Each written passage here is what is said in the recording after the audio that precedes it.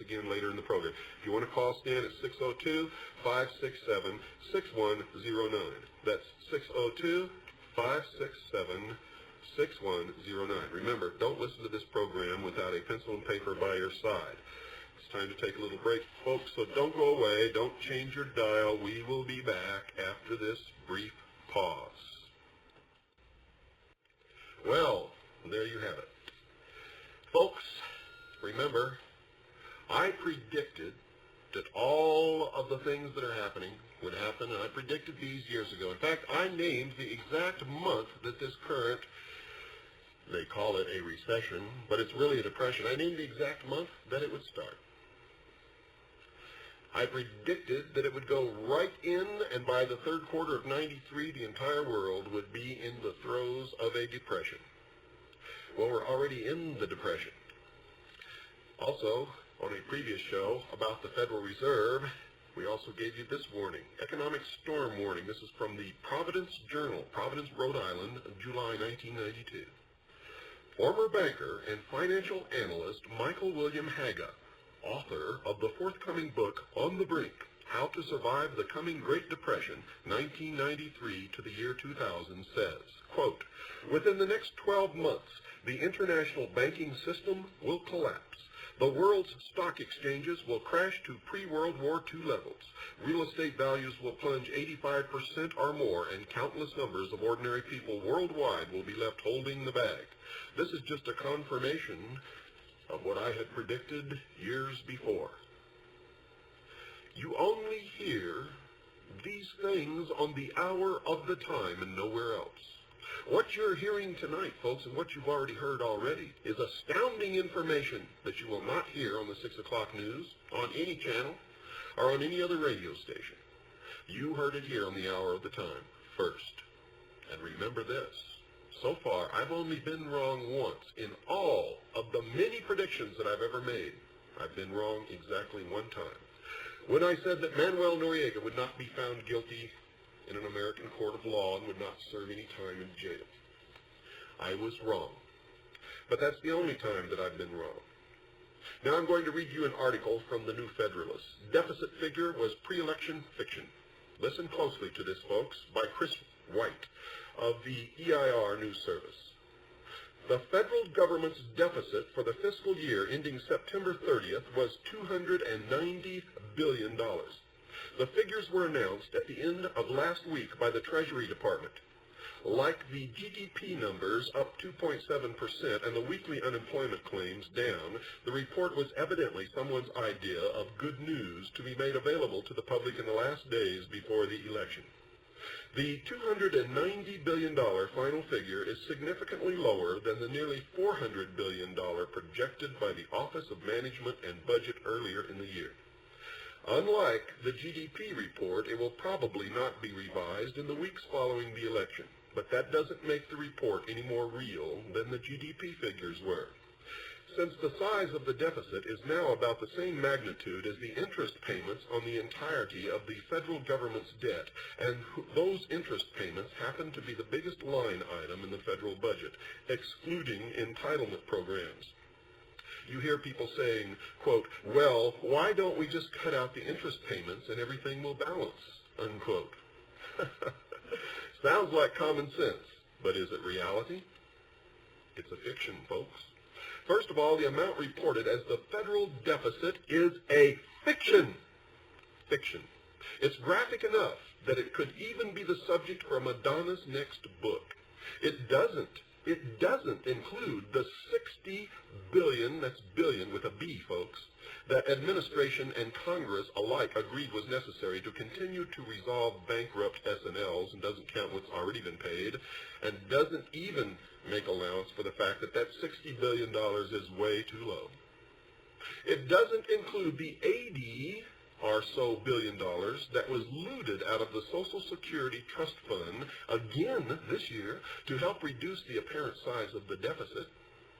And it doesn't include the more than $70 billion that has already been incurred by the taxpayer in not shutting down the 10 or so largest bankrupt banks. And that's coming. Let me read you that last one again. And it doesn't include the more than $70 billion that has already been incurred by the taxpayer in not shutting down the 10 or so largest bankrupt banks. Those bills are all coming due. So why not put them where they belong and say that the deficit is already about $500 billion this year? Cut out the interest payment and you still have a $200 billion plus deficit. Since 3/4 of the $4 trillion federal debt matures over the next 5 years, there is another $600 billion to be financed or refinanced each year on top of the current shortfall. Folks, that leaves $800 billion after the interest payments are stopped, if you could even do that.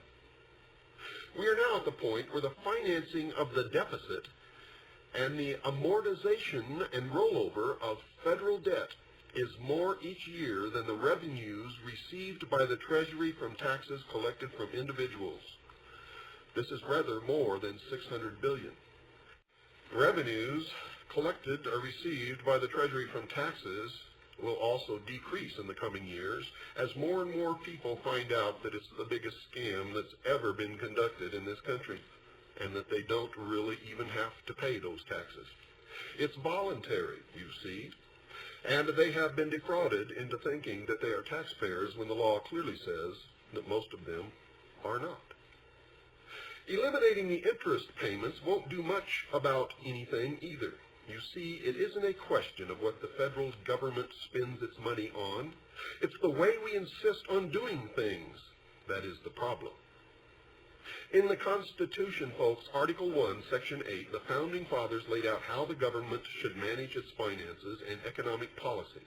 In their view, the government, specifically Congress, is empowered to create money and protect its value. Financing the operations of federal government by selling debt through the Federal Reserve is not mentioned, nor would it be. The revolution was fought to defeat exactly those kinds of practices, as the Declaration of Independence, for those of you who have ever read it, makes perfectly clear. The practice happens to be illegal, made worse because the Federal Reserve, after all, is merely a private institution, and it has been illegal ever since the Federal Reserve was created. To insist it was created by act of Congress doesn't change anything. Congress does not have the power to hand away its own powers or to change the Constitution in any other way than that outlined within the Constitution, allowing for its change. The interest on the debt is not the problem. Using the power of government to create debt to line the pockets of private interest and then farm out the tax revenues to service the debt you seriously created is the problem. It is supposed to be very different. Government is supposed to issue credit. The credit is not secured against the tax revenues, but against the wealth generated through the extension of credit in the form of productivity increases in the economy. In United States history, this has been done through financing of infrastructure projects, toll road, canal, and railway construction in the 19th century, down to NASA more recently. NASA's budget line functions as credit for suppliers and subcontractors with relevant multiplier effects in the economy as a whole. That's how it works. Jobs are created through such means. The tax revenues are increased not by raising tax rates, but by increasing the number of taxpayers through putting people back to work building things that we need. Until that is done, the out-of-control deficit will balloon. You want to cut the deficit? What exactly do you want to cut? Your grandmother's medical payments? Your aunt's retirement funds? Cuts, folks, will translate into deaths, into job losses, into new claims for unemployment benefits, and soon enough they will translate into ever bigger deficits.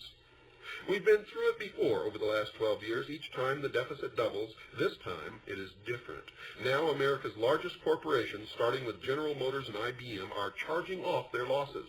That means that jobs go, health plans go, retirement plans go, all to satisfy the claims of their creditors, the so-called outside directors in the case of General Motors.